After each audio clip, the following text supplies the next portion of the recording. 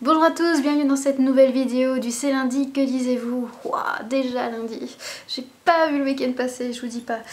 Enfin bref, passons donc tout de suite à mes lectures passées parce qu'elles ont été très nombreuses. Donc j'ai d'abord terminé Le secret du diamant bleu de François Santini.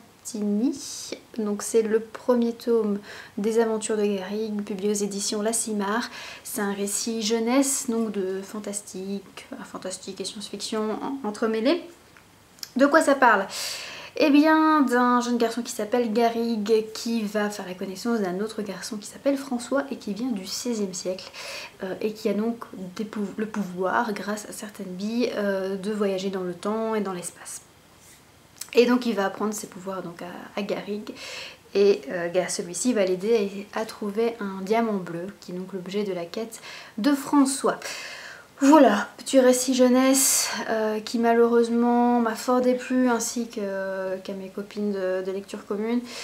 Pourquoi? Parce que malgré de très très bonnes idées autour de l'écologie, des voyages dans le temps, etc., il y a trop d'incohérences à mon goût. Ça manque de logique également. Je dis un tout petit exemple, ça vous montre un petit peu ce que je veux dire. C'est par exemple quand les garçons ont les billes dans les mains, dans une certaine position, ils disparaissent, ils deviennent invisibles.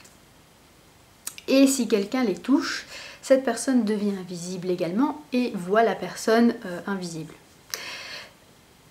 Voilà, ça c'est le truc. Maintenant, si une personne qui est en mode invisible, j'ai envie de dire, fait un croche-pied à quelqu'un d'autre, cette personne ne devient pas visible, cette personne ne voit pas l'autre.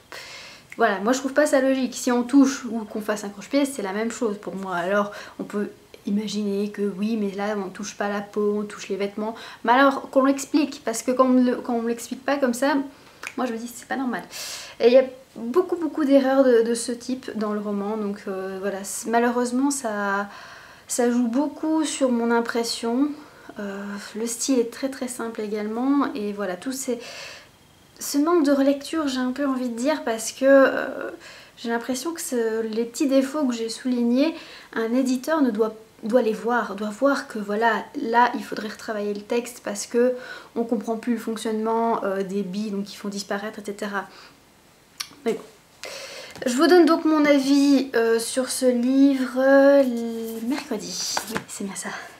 Alors, après, je suis passée à La peur du paradis de Vincent Engel, publié aux éditions Le Livre de Poche. J'avais hâte de retrouver Engel comme tout. Et finalement, lecture assez mitigée malheureusement. Donc on suit deux jeunes enfants dans les années 20. Donc il y a Lucia et Basilio qui donc voilà, grandissent ensemble, sont hyper copains, etc. Et lorsque Basilio a 14 ans et Lucia a 12 ans, ils vont être séparés. Et c'est à ce moment-là qu'ils vont se rendre compte qu'ils sont follement amoureux l'un de l'autre. Et forcément, il faut que l'autre parte pour qu'on s'en rende compte. Et donc tout le reste du roman, parce que là c'est quand même, ça reprend quand même pas mal, je pense que les 150 premières pages, c'est juste la description de la petite vie tranquille qu'il mène à San Nidro, qui est donc un tout petit village reculé des Pouilles. Donc voilà, c'est très lent, très...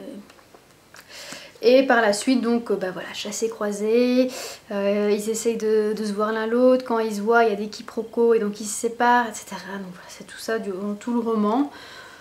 En soi, c'est vraiment pas mauvais, maintenant ça correspondait pas du tout à mon envie du moment, j'ai l'impression, voilà, c'était trop lent, assez prévisible, voilà, ça peut faire un bon roman de plage, pourquoi pas, mais en tant que tel, là, j'ai pas su me passionner pour cette histoire, malheureusement.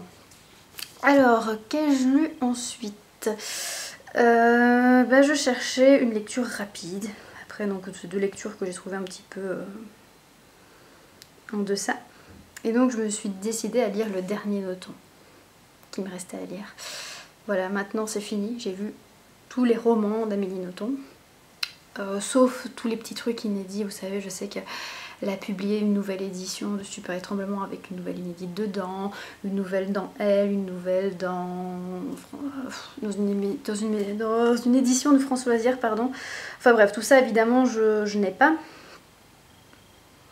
J'ai pas lu, mais tous ces romans en tant que tels qu'on peut trouver en librairie. Ben voilà, c'est fini. Donc, quel était le dernier qui me restait à lire? Le voici, c'est Une forme de vie, donc d'Amélie Nothomb, publié aux éditions Albin Michel, dans lequel on suit donc Amélie Nothomb, qui reçoit une lettre d'un soldat américain qui officie en Irak. Et donc il va commencer à lui raconter qu'il est obèse et comment il voit sa graisse, son obésité, etc. C'est un roman intéressant, toujours avec le style de Nothomb que j'aime beaucoup, des questions sur notre rapport avec la nourriture, mais également sur les formes d'art. Voilà, beaucoup de questionnements très très intéressants. Maintenant, c'est pas le meilleur Nothomb, ça reste un Nothomb assez moyen, je trouve. Donc voilà, vous faire votre propre avis. Ensuite, j'ai donc lu une petite nouvelle, hein. J'étais encore coincée dans le train, donc il fallait bien lire. Donc ça c'est la couverture du truc. Voilà, il s'agit donc de Cure mortelle de Patrick Llewellyn, qui est auto-édité, qu'on peut trouver sur la boutique Kindle, qui est donc une nouvelle policière qui se passe après la guerre.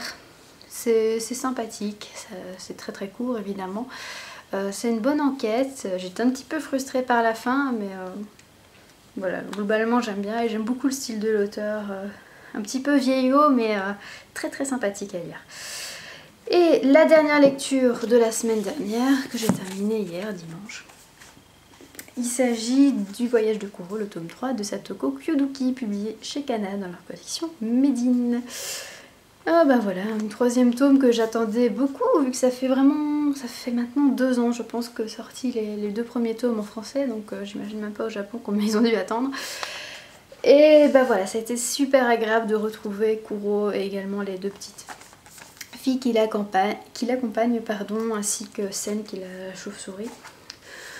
Donc Kuro, en fait, elle est à la recherche de quelque chose. Je vous dis pas quoi parce qu'on le devine petit à petit en fonction des tomes. Et donc voilà, ce tome nous aide encore plus à apprendre qui est Kuro, ce qu'elle recherche vraiment. Et c'est un tome qui amène pas mal de réponses, qui pose pas mal de questions également. Donc j'ai hâte de voir le prochain tome qui, j'espère, sortira plus vite.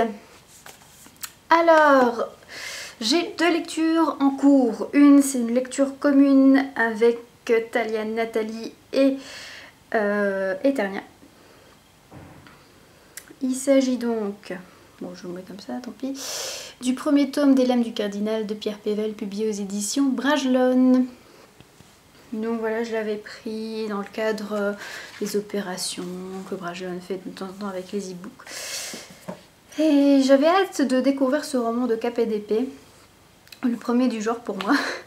Donc on est à l'époque de Louis XIII, donc avec Richelieu, etc.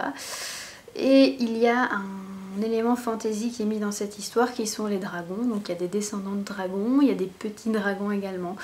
Je ne sais pas encore beaucoup vu qu'on a lu que 50 pages environ pour l'instant, mais c'est très très prometteur pour l'instant.